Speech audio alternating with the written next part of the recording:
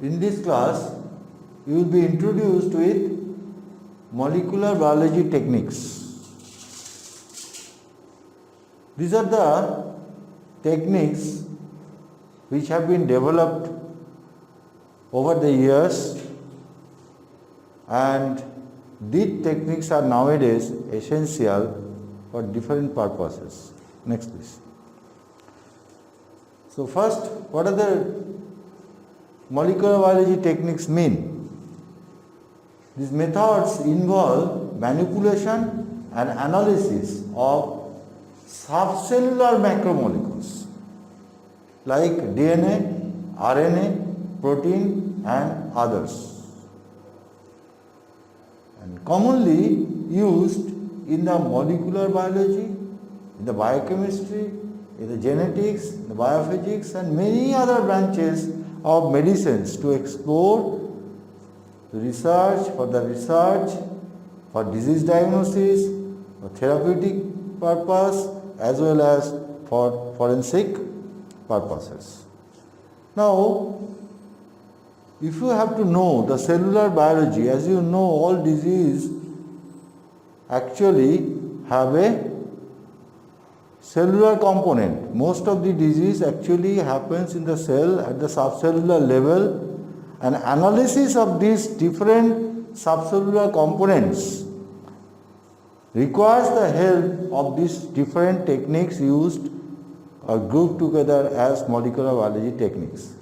You will be learning in details in some of the common techniques, but as a whole you should have an idea for these modern days medical persons. You should know what are the different techniques adapted nowadays for the purpose of research, diagnosis, therapeutic and forensic purposes of these different molecular biology techniques. Next please. So, first important technique is isolation and extractions of DNA, RNA or protein from the tissues or cells or the samples you will be getting. So, you will be getting samples like blood or other body fluids or some tissues or swabs or sputum, whatever. Then you have to extract the particular DNA or RNA from that cells. Is a procedure or there, a specified procedure helps you isolate the DNA. We will try to show you that isolation of DNA from the blood cells. You will be observing there that the blood cells, blood is first to be taken from the person, and then the nucleated cells of the blood is to be isolated by RBC lysis buffer, and after treatment of that nucleated cells, you have to extract the DNA from these cells, and the isolated DNA then further can be analyzed. Now, another important steps is that you will be using the restriction endonucleases, because you require a particular portion of the DNA to be analyzed, a particular part of the sequence of the whole genome you have isolated, not the whole genome as a whole, but a part of the DNA, and that has to be cutted out by the help of these restriction endonucleases, which are also known as molecular scissors. This has given us enormous scopes of selecting the particular DNA and further analysis of the DNA sequences, whether it is mutated or not, whether it is wild type or variant type, whether it is associated with in that family or not. So these are the very important steps, and we will be discussing in detail later but of this restriction endonuclease, which is isolated from bacteria. We will be knowing this, we will be discussing this later. Now, third important step is the separation of fragments by the gel electrophoresis. If you cut the DNA, it will be cut into different pieces. Now, what piece is important for you has to be further separated. And how it is separated? Any molecule, charged molecule can be separated by electrophoresis. In a gel electrophoresis, the particular fragment of the DNA will move to a particular distance, and you can identify, okay, you have selected the right fragments which can be further analyzed. So you will be learning in detail of that type of techniques. Then, if you have some genes isolated from some of the tissues or cells, you will not be able to perform the test. You have to make it large amount of copies. So that copies can be done by two important amplification techniques. One is cloning by recombinant DNA technology. You will also be learning that in detail. And second is the polymerase chain reaction using a thermocycler. Recombinant DNA technology as a whole, you cut a piece of the DNA by using the molecular scissors, and then that particular piece is required to be amplified, so you have to integrate that particular portion of the gene into the portion of the particular vector you will be using, which carries some genome, and then the bacteria will multiply, the cells will multiply. Accordingly, you have number of copies of that particular genomes, and the expression of that genomes gives rise to lot of amount of proteins. So insulins and other vaccines are being produced by using these cloning techniques in a regular basis nowadays. And polymerase chain reaction is a in vitro amplification technique. A separate class will be taken on that also. Next please. Then there are several PCR based techniques which helps in further analysis, the disease diagnosis, disease association. That is number one, restricted fragment length polymorphism. Like you can identify sickle cell anemia, other different disease which is prevalent in that particular person or not. So RFLP will be also detailed in details. Basically, it is a technique by which the particular piece of DNA which is isolated from the tissue, cut it from the particular fragment, amplified, and thereafter these different fragments are run on a gel, whereby you will be able to identify whether your particular personal sample contains that particular DNA variants or not, and accordingly you will be able to see whether that DNA fragment is wild type or variant type, and genetic setup, the genome of that particular gene will give rise to diagnosis of the particular disease. You will be learning in detail later. I am not going to here detailing all the techniques, but that is the introduction that you should require. Then there are blotting techniques. That means when gels are separated DNA, you cannot further confirm what are the particular DNA isolated and separated is of your interest. So what you have to do, you have to further confirm whether the DNA has the same sequence which you target. So you require the help of some techniques by which the DNA fragments are transferred to a nitrocellulose paper, and thereby you can treat the DNA samples with the particular similar oligonucleotides chain, which are also known as different probes, so that you can identify the DNA of your interest is the same as you require, that you have identified.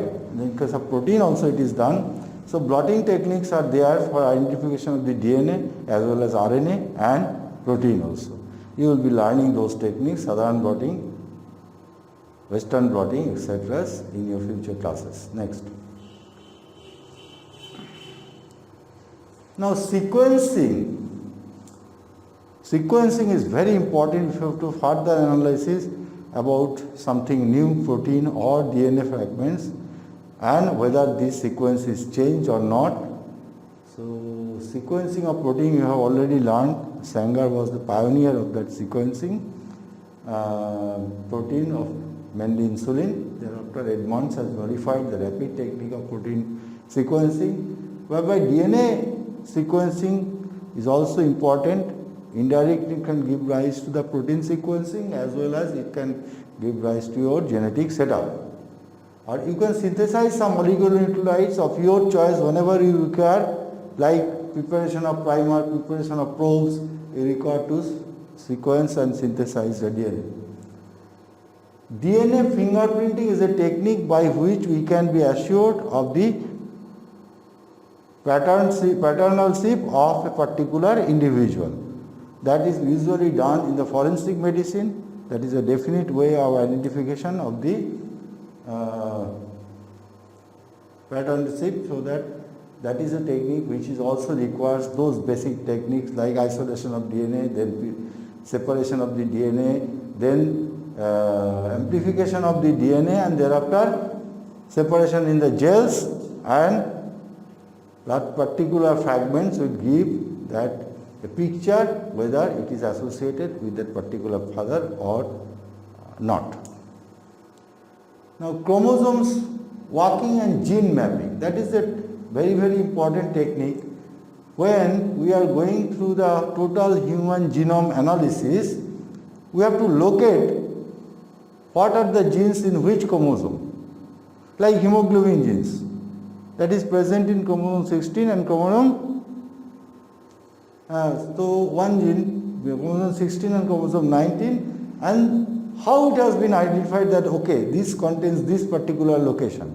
So identify the location of that particular gene or gene locus requires this technique by which going through one after another sequence through the chromosome, you have to reach a particular sequence area where you will find the gene is located.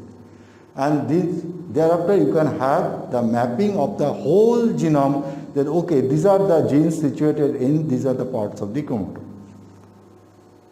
Now microarray is a technique which use DNA chips and make that identification of the whole genome and sequencing very easy.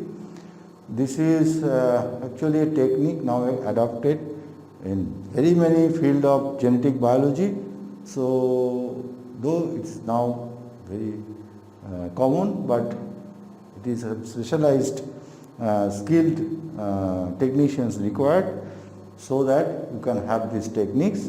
We'll be learning this later on. Now here what happens, the different small fragments of chips are plotted in the plate, and that your interest DNA is been put it in that spots, so that every positive sequence will be identified by the using of those DNA chips. So you can ultimately have the sequencing done very rapidly, and the genome, when you have to analyze the whole human genome, they use that microarray techniques very oftenly, so the whole human genome can be analyzed within a considerable time. Now hybridoma techniques, that is preparation of monoclonal antibody. Antibody actually are the proteins which helps in nullify the antigens, the foreign which enters in our body or the infection, and we are definitely combating that antigens with the help of the cellular or chemicals which are known as antibodies. And these antibody usually prepared in our beta cells or activated B cells, which is prepared against different epitopes of the antigen. So it is actually monoclonal. Our plasma contains different sets of antibodies against different epitopes of the same antigen or different antigens. So as a whole, it is a polyclonal antigens.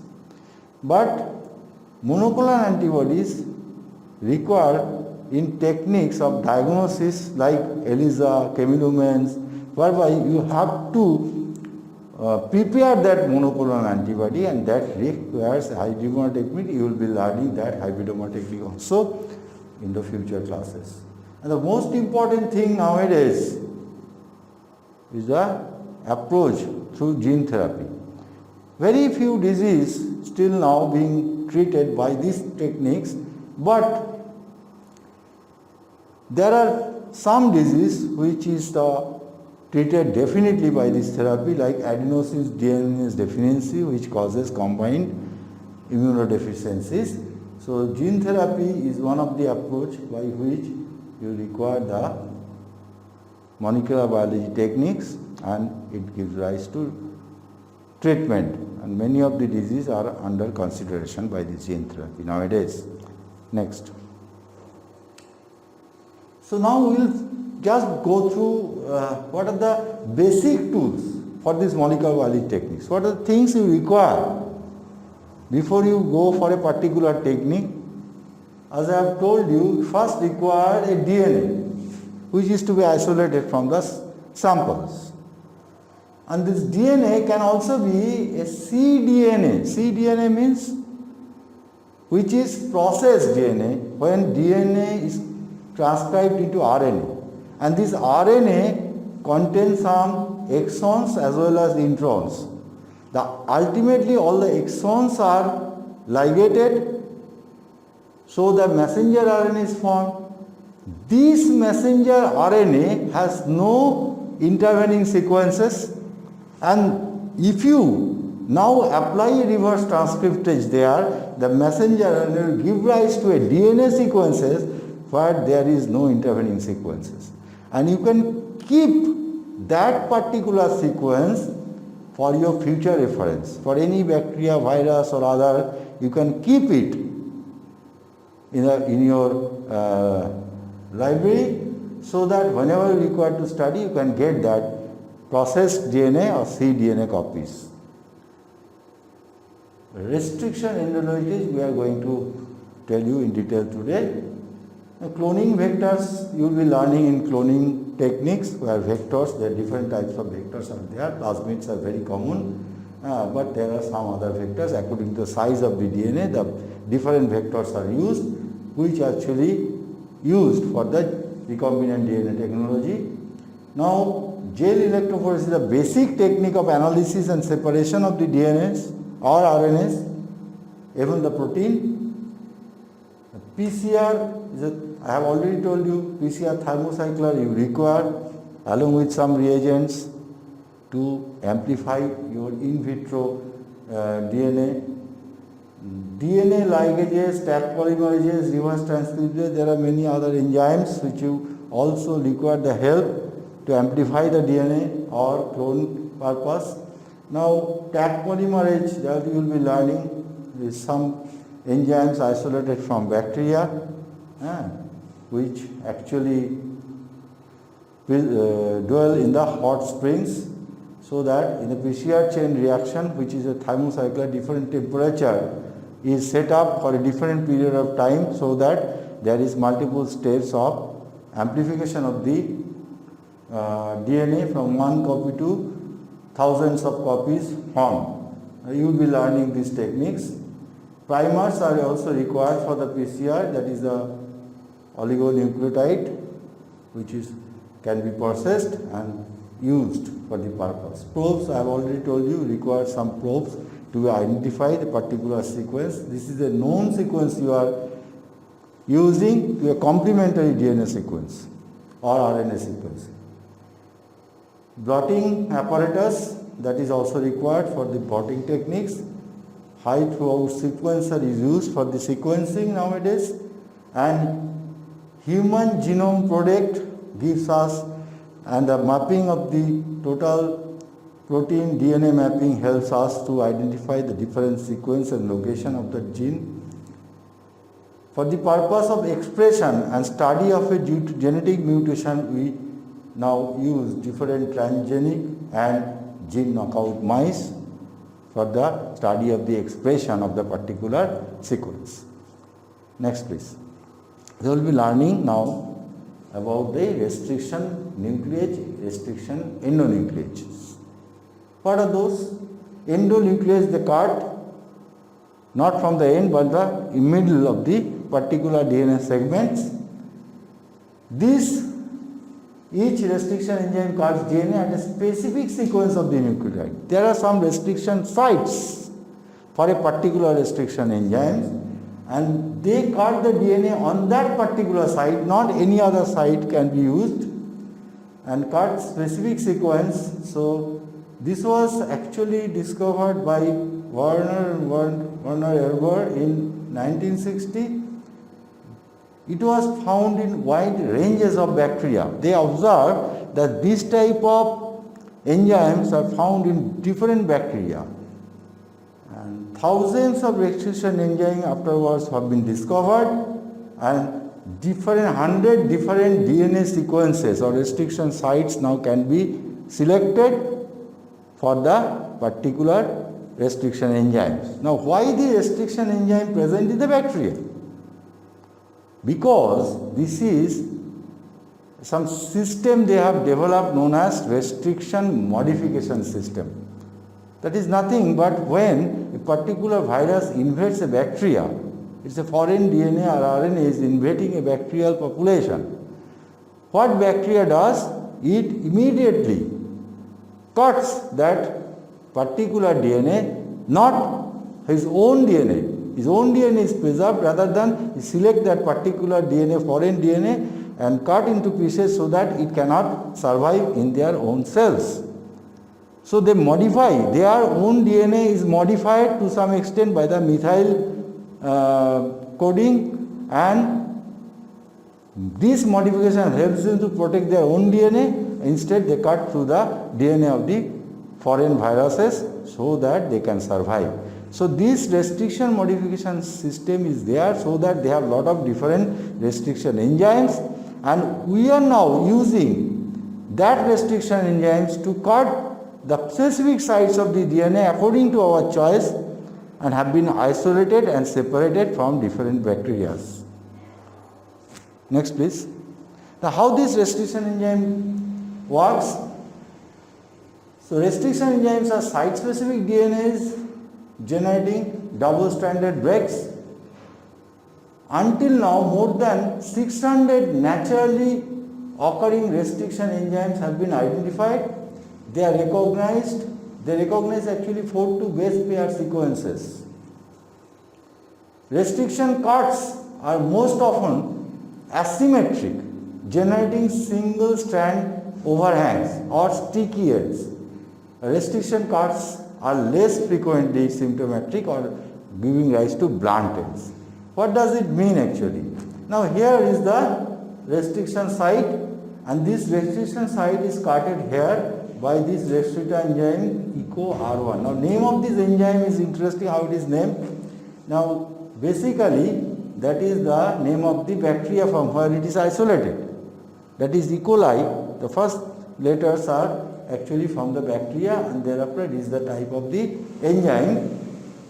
So Escherichia coli is the bacteria, and the R1 is the number of the enzymes it is isolated, and it cut this specific sequence GAA-TTC. This is the sequence which can be cutted, and they cut this in this pattern so that here is the sticky ends which are formed by cutting through this and this. You got this. This is one particular end you will find here AATTC, and this particular end AATTC. So here you will have 2 ends, and that can be ultimately ligated to the complementary strands in the genome where you require to be amplified in the bacterial or plasmid genomes. Now restriction enzymes recognize rather the sites are usually palindromic. That is very interesting that they are actually palindromic. Palindrome, you know, like the word madam or rather, they are ending and starting with the same sequence, So these restriction sites are mainly the palindromic sequences, and they cut these sequences in the specific site of that palindromic sequence. So this is the use of the restriction sites, and if you have to cut a DNA, you have to select the particular restriction sites and then select the particular restriction enzyme which cuts that particular site. So accordingly you can cut any particular gene from the whole genome sequences and then get it amplified, and then further you can study. So these are the few examples of different restriction enzymes which cut. These are the specific sequences. There are number of BAM2, Bacillus amylofacius. So they cut these sequences. So this is the few examples that I am giving here. You study, and that is a very important for you to learn before you go in details for the molecular biology techniques proper.